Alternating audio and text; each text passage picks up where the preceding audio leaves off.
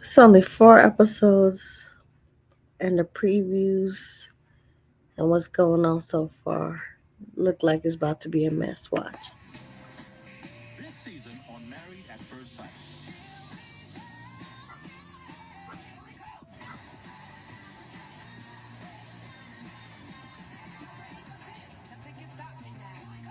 I think it is really amazing how well we got matched together by the experts.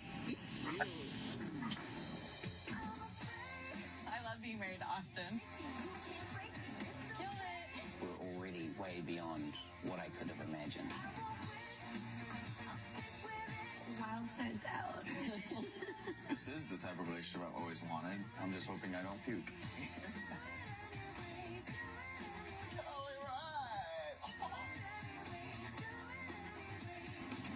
I don't feel comfortable with the fact that, you did sleep with somebody else. I did.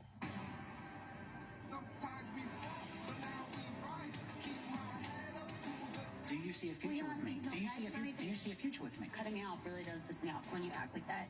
Again, it makes me feel and you can just suck it up. We are appalled that this happened and feel so bad for you.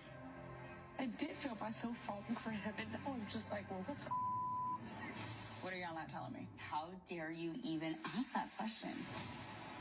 I still need time to work through certain things that could really tear us apart. It's really hard.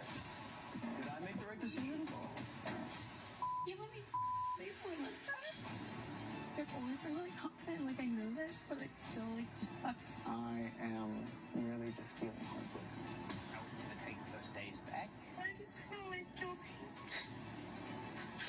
Nothing more remorse. There's nothing I can do.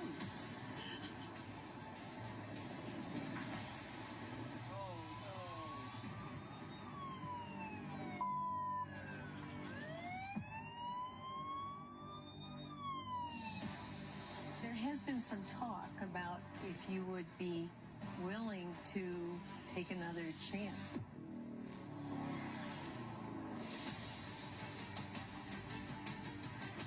The time is here for you to decide. If you want to stay married, Or do you want to get a divorce?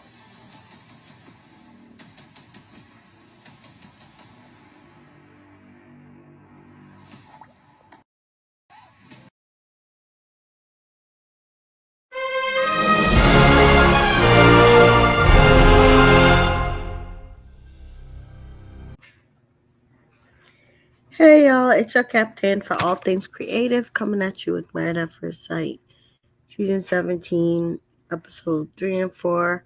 Quick recap if you are new to this channel. Thank you for joining us. Please like, share, and subscribe. If you're returning, thank you so much for just keeping on rocking with us. Let's get into episode 3 quickly first and then episode 4. So, I thought episode 3 was boring, and I was also traveling with family. So, I'll just give you the 3 things that stuck out to me for episode 3. First off, Orion, we found out that he lives with his mom, and his society is very matriarchal and very um, centered, I guess, around respecting women. So he does have a job, but I think that fuels his desire, to want to get away. And he says move to New York, which brings me to the second thing that stood out in the episode, which is Lauren's dad kind of having reservations about Orion not really considering his future bride as much in his future plans, especially the desire to live to New York. So I think that the dad has his good eye on Orion from this moment on for sure. And then the last thing that really stuck out to me that I was interested in was Becca meeting the long term lady friend and roommate of Austin. And it went better than I thought since Becca was really chill about it. And then the roommate basically told her very mundane things like Austin being good about taking out the trash, but really it was like kind of the last phases of the wedding, and these weddings have been going on for a while. So let's go to episode 4. We start off with getting glimpses of the couples kind of in their hotel rooms right after the wedding. So we're gonna see what do they do the night of. Um First, I don't know why my slides are moving like that, but we see Austin and Becca.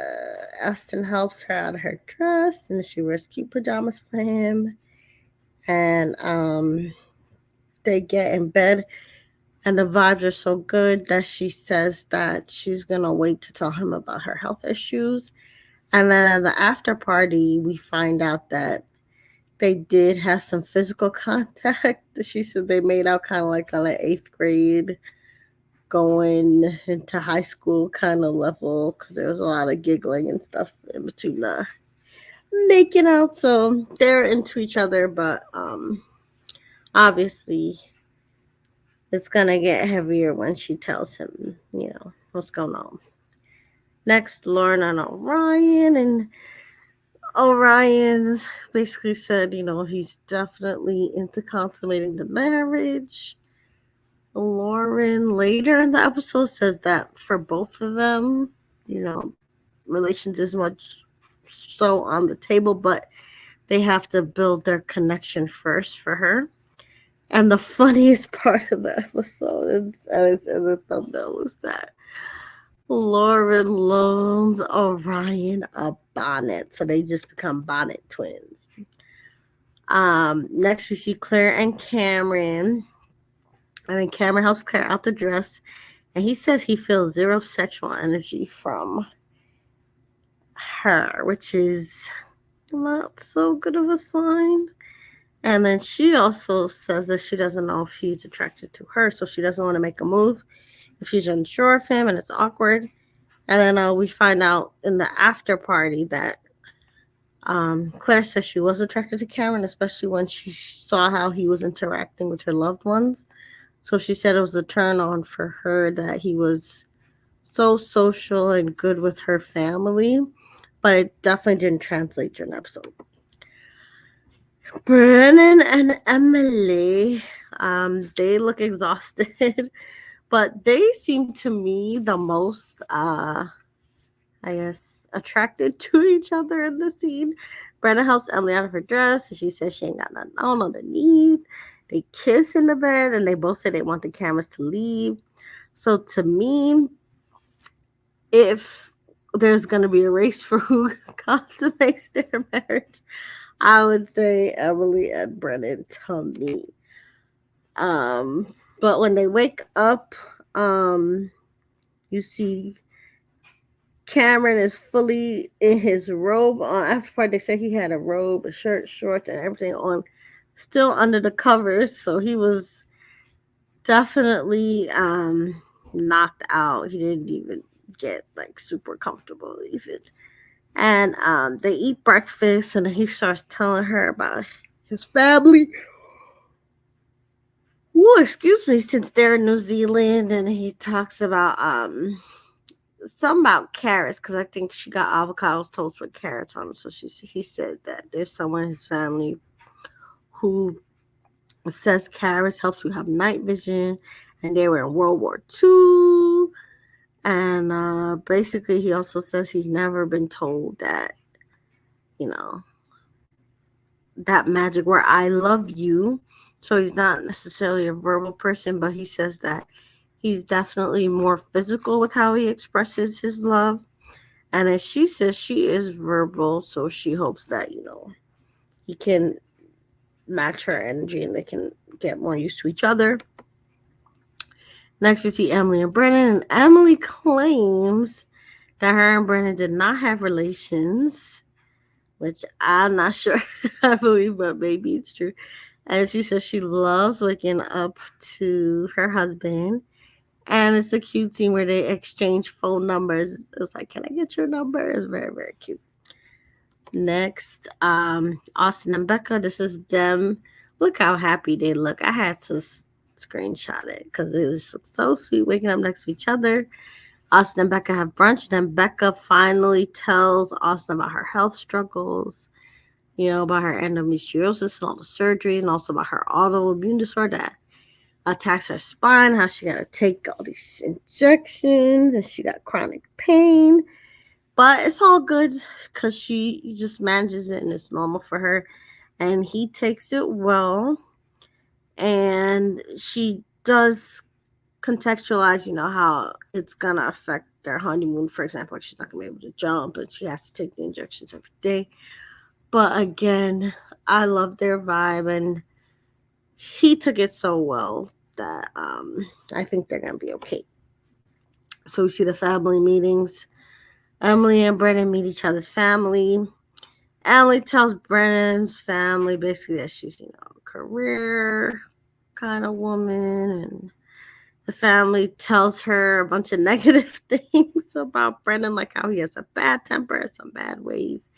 And the parents in their kind of confessional, they say that both Brennan and Emily seem like they're perfectionists and they're both stubborn, so they're concerned because they're similar, but in kind of the negative ways. Um, Also, going back, Brennan's family meets Emily, and Brennan doesn't seem to make that good of an impression on Emily's sister, to be specific. And then Brennan's parents ask if he's concerned about Emily not having been in a relationship before. And he reiterates that divorce is not an option. So they say, okay, so I guess you're stuck with us. He's like, no, you're stuck with me. It was kind of cute. So they end kind of positive, but who knows with his his rigid nature, it's just gonna work out. Um, Next we see Becca's friends meet up with Austin and apparently find out after party that Becca had a family emergency. So like her mom and a lot of her immediate people had to fly back to Chicago because I guess that's where she's from. So her friends were the one to stand in for her family to meet Austin. But she said she trusts her friends, implicitly, and they were like crying for her and sent up for her. So it seemed like it was family. And they say, friends are the family you choose. So it's definitely, you know, you have that kinship that's really, really important. And it shines through with Becca and her friends for sure. So Becca's friends say a lot of positive things about her to Austin, how she's, so go with the flow and she just goes for all her wishes and goals and she's so positive. And they also ask him what he heard about her health issues so far. And he explains, what he understands. And then he said, but it's going to be all right. But then the friends are like, now she downplays things. Like even this past Christmas, she had to recover from surgery all alone. And the friend, starts crying about it while explaining how hard it had been for Becca, to be going through all this stuff and sometimes going through it alone. So then Austin, he's very empathetic. He's like, that's horrible that she had to go through that alone, especially around Christmas time. And he says he wants to do more research on his own so that he's like educated about what, he can do, what she's going through. And he also says he wants to potentially reach out to them as a resource if he needs more information. And they were impressed by that. So they all reassure him that they're going to be his support network too. And then they all talk about how great the first kiss was. And it was just really, really nice. And again, even though Becca's family wasn't there, you could tell that her friends really love her. And they're looking out for her. And it was very, very positive. And as you see, Becca and Austin's mama, that mama bear, cold-hearted, icy-hearted mama. And Austin's mom admits to Becca that she is a definite mama bear, but Becca holds her own and explains herself so well that she melts that mama's icy heart, and the mom's like, "Ooh, I might be about to cry." And even Austin's dad yells out, "Wow," when he hears what she's saying, because she's so positive, and it looks like she is going to fit very well, into his family, because that mom was the last obstacle to me, and seems like Becca was able to make a good impression. Next, we have Claire and Cameron meeting each other's people. Claire's family say they have lots of questions and start drilling Cameron basically right away. Cameron, remember, most of his family's in New Zealand, so it's his friends, that sit in and they basically listen to Claire and answer her questions. So Claire is taking the lead in her sit down with Cameron's people, and then Claire's family is definitely taking the lead. And they're drilling Cameron, and he basically has to answer their questions, and then he explains about him being a more physical person, and he tells him that he learned that she's more verbal, but he's willing to negotiate the relationship dance. And the sisters, even in their confessional after, they say they still got questions, and they look like they're not going to ease up on Cameron, because obviously they love their sister and they got high standards for her. Claire asks Cameron's friends a lot of questions, but they don't seem to know him that well, because she even asks if, he's a romantic person. They're like, we don't know. So, if anything, I think Claire got the short end of the stick with this meeting, because she didn't have the benefit of Cameron's family. And yes, there were other people whose family wasn't there, for example, like Becca, but Becca's friends clearly know her well and love her, and I don't doubt that Cameron's people don't care for him, but he's new to this country, and they definitely don't seem to be able to offer as much, as someone who would have known him longer, grew up with him, or his family would have. And last but not least, Orion and Lauren. Orion gives a cute toast when meeting up with Lauren's family. Lauren's dad, who had his good eye on Orion for Sister Wedding, asks, all right, if he's capable of being a good husband. They then asked about how he feels about being married to a black woman in particular. And he answers the question fairly well by saying, he was raised to respect women, because his culture, again, is like matriarchal. And also, as a minority, the respect is even greater. And then they asked about his finances, and he says he does have a consistent check coming in. And then Lauren's family then warns him that Lauren gets in her own head a lot. And next, you see Orion's family asking Lauren what her intentions are. And she basically says she just wants to love him and be the best, spouse she can be. And they're happy with her answer, and they say that Orion's all about reciprocity. And then they asked about the age difference, and she says she's not gonna lie and say that it doesn't concern her, but she's willing to work with it. And then they just give her advice for things like how he is after work, how he likes his own space, so don't try to like hug him and be up on him. So it was very informative and I think positive for both of them. So then when all the couples get back, they exchange their stories. And then they find out that they're all honeymooning in Mexico. So they prepare in different ways. Like Becca and Austin are packing in. They have cute jokes about each other's wardrobe and stuff. And Lauren tells Orion how she done hired like 2 hair braiders to get her vacation braids. So it's all very cute until Michael shows up. I swear they are parading this man around, milking his heartache, and I don't like it. It was almost like a jump scare kind of when he came back on. I was like, what's he doing here? They won't let him rest. Oh my gosh. So even though Halloween is over, he then popped out. And he tells all of them his sad story being jilted.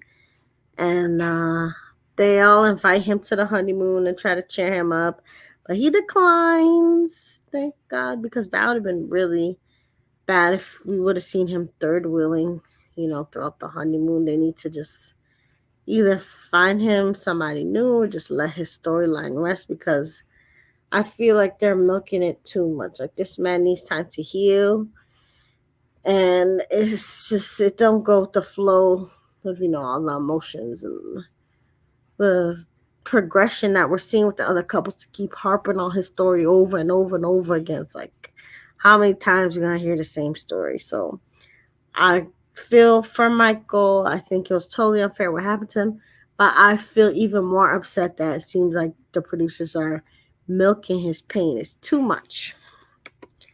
Next, on the way to the honeymoon, I think they're taking a bus to the airport, and the Cameron makes an insensitive joke. He basically is saying how they gotta be careful in Mexico, and then he says a line about they shouldn't wander too far, too far off the reservation, and everybody immediately kind of like looks at Orion to see if he's offended, and Lauren and Orion handle it fairly well. They're basically saying, hey, that's a little bit ignorant, but Orion's like, I can sense if it's like, coming from a bad place or not.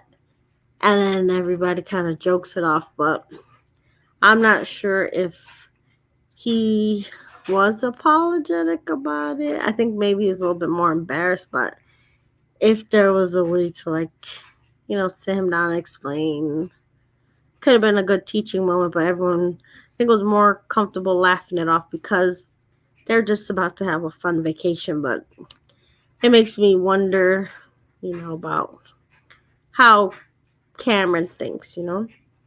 So then the couples all arrive in Mexico, and actually Claire and Cameron continue on the negative vibes by having a mini fight about basically luggage. Like, Claire complains that he doesn't help her with the bags, and because she's a woman, he should, you know, offer to help. And then he counters her saying, well, I thought women would be offended if, you know, they're seen as weak and treated like they need help. So again, it's Cameron. His thinking is a little different. And Claire herself is also very tense, and I could see how she could be nervous, but it's a little rough. She's gotta loosen up a little bit, because it was kind of annoying me how she was kind of nitpicking on everything. And Karen was trying to be patient, but again, he's kind of like unintentionally offending people, not just Claire, like we said with the Orion comment too. And apparently, Claire was annoyed at him before for also walking too fast and kind of constantly leaving her at the airport. And she had to remind him, like, hey, I'm much shorter than you, so my legs don't have as big of a stride. So you walk at your pace, you're just gonna naturally leave me behind, so you gotta slow down. And she thanks him for, you know, working on that, because she's noticed that since she told him about slowing down, he has kind of paid more attention to that, but he has to, do a little more work to kind of match her vibe, because now she wants more physical attention. She's like, I want to hold hands, I want to do this. And then Cameron, his confessional, says he's confused because when they first talked about physical stuff, she says she's more verbal and she's not comfortable with the physical. But now she's saying she wants it. But again, Cameron is being a little too rigid, because obviously things are going to evolve. The first day you meet someone, they're not going to be as comfortable. But as things progress, if they tell you it's okay, then go with it. But he and Claire have some kind of disconnect. I hope they resolve it, but the trailer just for the whole season just looks a mess. Basically, it seems like Emily head get bust open. It seems like Lauren's gonna cheat on Orion. It just looks like it's gonna get very messy, but very entertaining from here on out. So let's pray for these couples. I hope we find love in a hopeless place, like Rihanna said, but oof, it's just looking like misunderstanding. But regardless, make sure you like, comment, say what you think. And remember, you're the master of your fate and the captain of your soul.